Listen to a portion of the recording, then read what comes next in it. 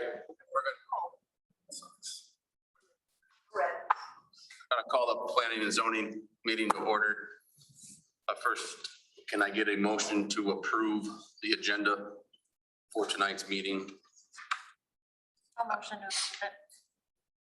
I'll second the motion to approve the agenda for tonight's meeting. All in favor? Aye. Aye. Get a motion to approve the minutes from August 2nd, 2021's meeting.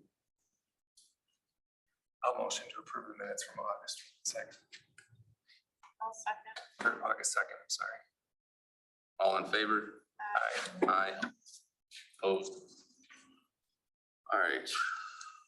Approving the plat of survey for West Dubuque Industrial Park number 12.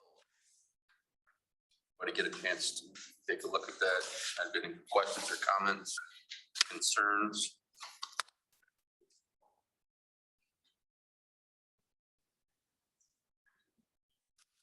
Can I get a motion to approve the plat of survey for West Dubuque Industrial Park number 12?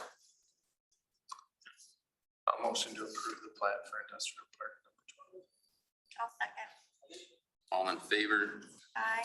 Aye.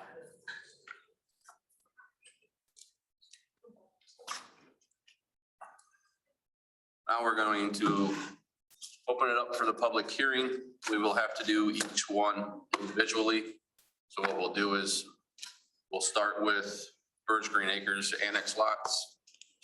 And if you can come to the podium, give your name and address, and we'll let you talk.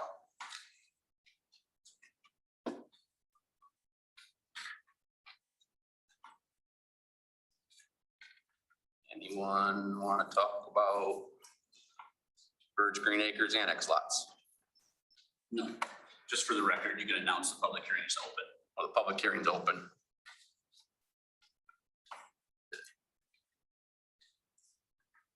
There's no public comment, you can close it, then you go back to discussion by the, or move on to the next one, excuse me. Can we ask questions? Yeah. We need to speak at the podium to ask questions. And if you could state your name and your address. Yeah, Brian Atkin, 10561 Skylar. Sorry. Now everybody can Let's do hear you. Brian Atkin, 10561 Skylar Drive. The annex lots, I'm not sure what that matters to me, as we don't have a start zone lot. So, just asking more from, is there a difference between agricultural land from say, many points of view, such as a tax standpoint, as well as, what I can do with that area. Okay, that lot was originally annexed into the city. It became ag. Technically, that lot is not big enough to build on according to ag requirements for zoning. So that's why the process was started to move it into an R1 zoning classification. That's the reason, I guess, why we're doing it is so you can build your house there. Perfect. No, I just if we don't have a timeline, because they built, because we own the house, currently. So we purchased it as kind of a buffer zone as well as a way to open property for our family. So it's one of those things that I said, no, the rules and regulations change from having a house built on it versus no house built on it. Such as say prairie grass or something buffering for our young children.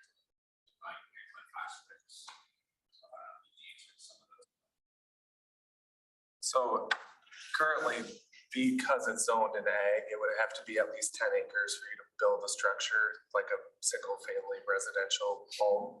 But if it is rezoned to R1, then you could build with the current size. So From a tax standpoint, the assessor taxes by use.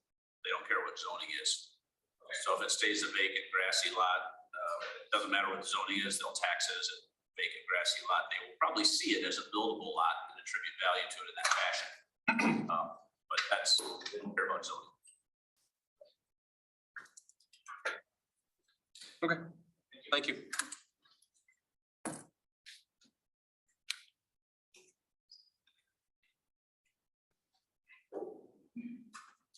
Are there any other comments for Birch Green Acres Annex?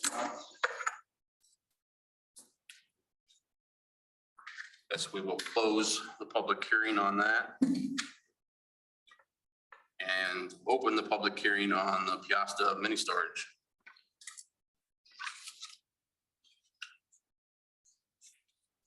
Debbie Dunham, 967 Redbird Lane, owner of the Peosta Mini Storage.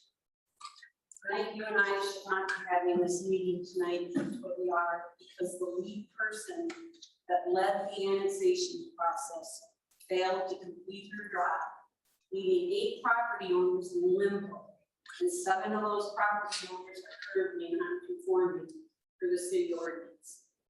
I talked to each one of these property owners, and not one of them knew anything changed, and certainly were surprised that they had non-conforming properties. They had no idea their zoning changed from R1 to A, that it needed to be changed back. It wasn't until June 8th, before the city council meeting, I read the minutes, and I noticed on the agenda that the city was updating their zoning map. As I was looking at it, all the annexation properties were still in A. That time, I immediately called the city attorney, Bud Herman, and brought it to his attention that it was wrong, and told him that the annexed properties were not changed to the original uses. He told me that he will address it to the council that night, and that it needed another step. After being denied a building permit on June 22nd at the council meeting, because the city attorney recommended it to the council to deny it because they would be going against their own ordinance. As I'm driving home from that meeting, I stop at the intersection of Birch Road and Cox Springs. And what do I see? I see a homeowner building a home. I spoke to that homeowner and I said, do you have any hassle getting your building permit? He said, no.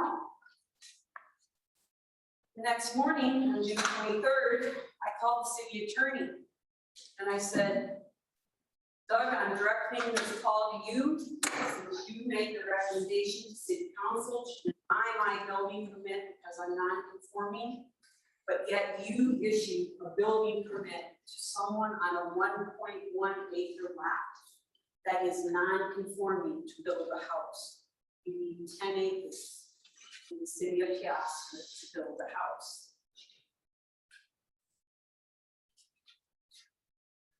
Trust me, I did not want to annex into the city of Peosta, but I was creating the island. So either I voluntarily annexed in to get my transitional tax reduction and use it, and my use, or involuntary, they would take that transitional tax reduction away.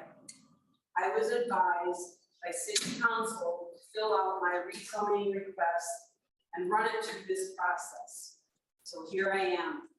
I also asked along the way during this process if each one of the annex properties had to fill out their own request, and I was told yes. Each owner had to fill out their own. Here to find out, on the June 19th zoning meeting, city staff filled out the request for lots on Bird's Acres that are in Bird's Acres, but not me, nor Mrs. Paul, or the substation. I questioned it at that meeting because I was told when I filled out my request, each would have to do their own. These facts, when I annexed in 1996, in the county, I became B1 conditional commercial property. 96 to 97, I started my business. The Peosta land use map shows my property commercial. Peosta comprehensive plan at that time showed my property as commercial. I'm paying commercial property currently. Who in their right mind would annex in know me, they would not get their zoning use back. I certainly wouldn't. You know, this town promotes that they want new businesses. They want existing businesses to grow and to expand, but not me. They're trying to hold me hostage, that if a tornado wipes me out, I cannot rebuild that building back up. And I can never put another building on my site again. By not letting me put up any more buildings, I am full, how do I expand? This is my main source of income. It's my livelihood, and they are trying to take it away. The city is stalling my business. I am a single woman. I'm a businesswoman. I volunteered my time for over 7 years to the city on the zoning commission, and they have yet to officially tell me that I'm not on it as of today. Given these facts, there has been no other business person in this city that has been discriminated or bullied like I am. Shame on them. With that being said, if it smells like a skunk, looks like a skunk, it's a skunk. As for my property, it looks like a storage facility, it's a storage facility, and it needs to be zoned according to which you C2 that I was verbally promised. Thank you, and please take that into consideration. And also, this pretty map here shows that I'm on there a little bit.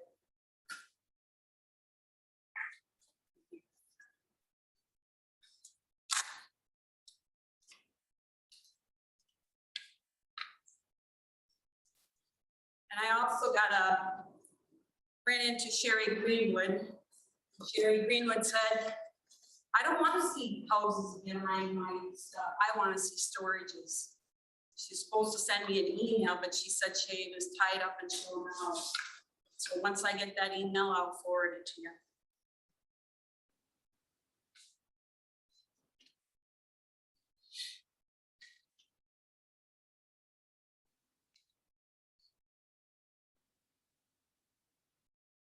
Anybody else?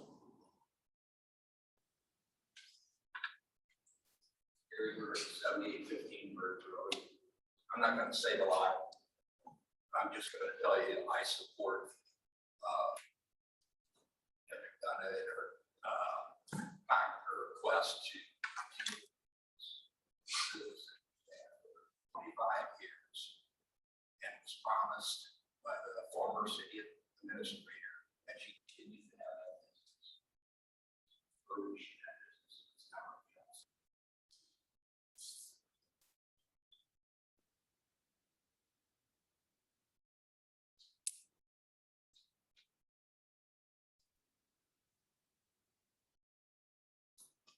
Any other comments?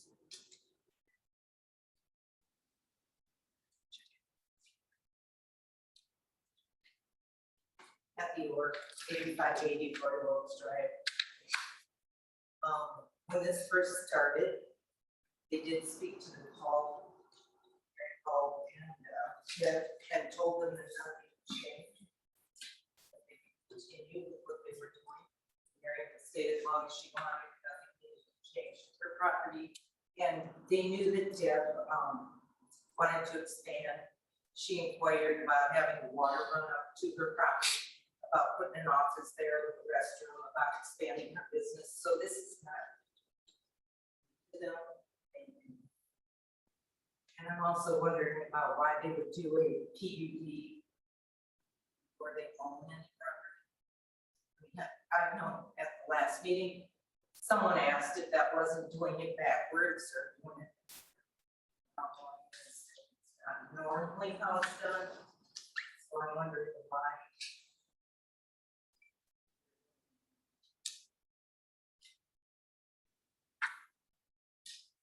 I think they should respect the people, that the residents, and stand by what was said.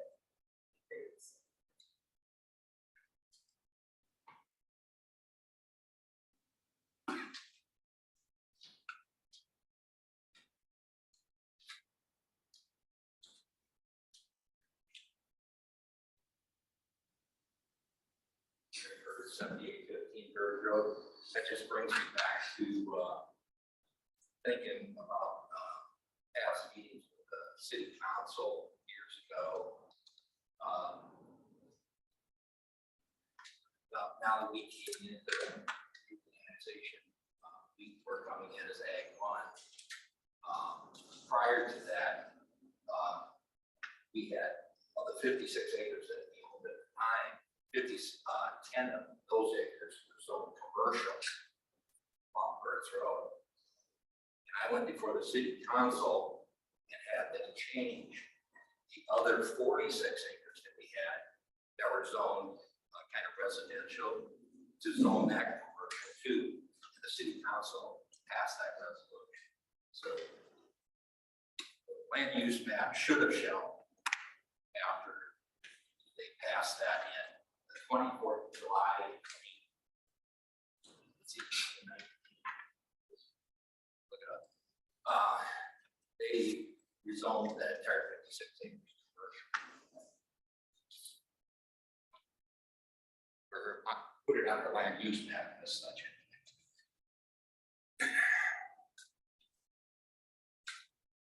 I'd like to take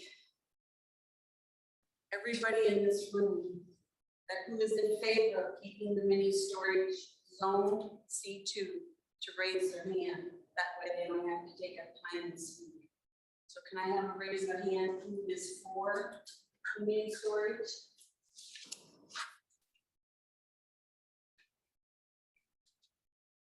There you go. Thank you.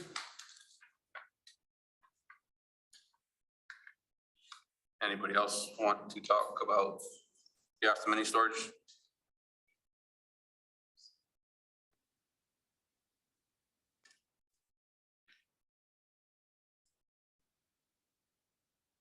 We'll close public comment for the Peosta mini storages. Open public comment for the rezoning of Mary Ann Culp property. Hi, my name is Jill McCall, and I'm the use owner. Well, I don't know if you want my address or address, 17512 Birds Road.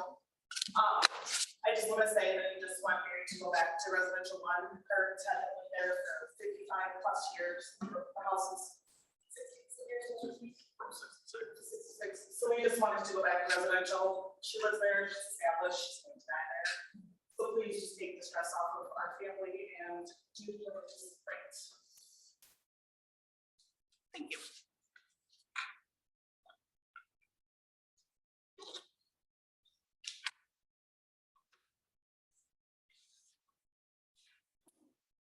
Okay, I'll send a letter or something to the public hearing. She did. She dropped it off. I've got it in my office. Yeah. And I should just say she's not here, not because she doesn't care. She's on vacation. She didn't. So we were speaking on her behalf. She does care.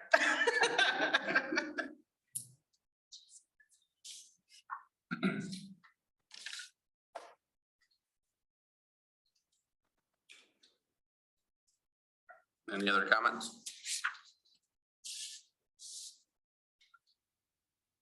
We will close the public hearing for the Mary Ann Culp property.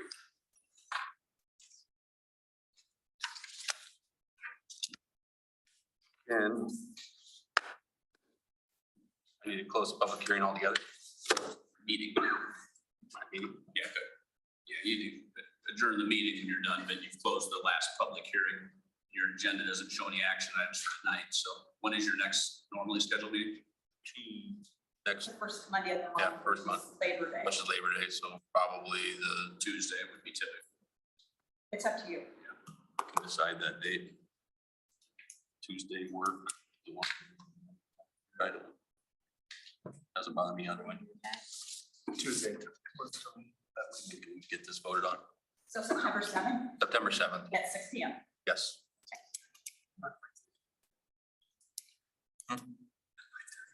Not 5. I don't know if it was weather. That agenda, just a note, on that agenda, I assume you'll be prepared to make recommendations to the council on these 3. Correct. So those will be on for potential action.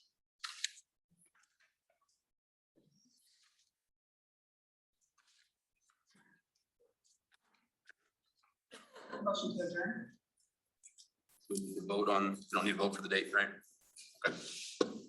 Get a motion to adjourn. My motion to adjourn the meeting. I second. All in favor? Aye. Aye.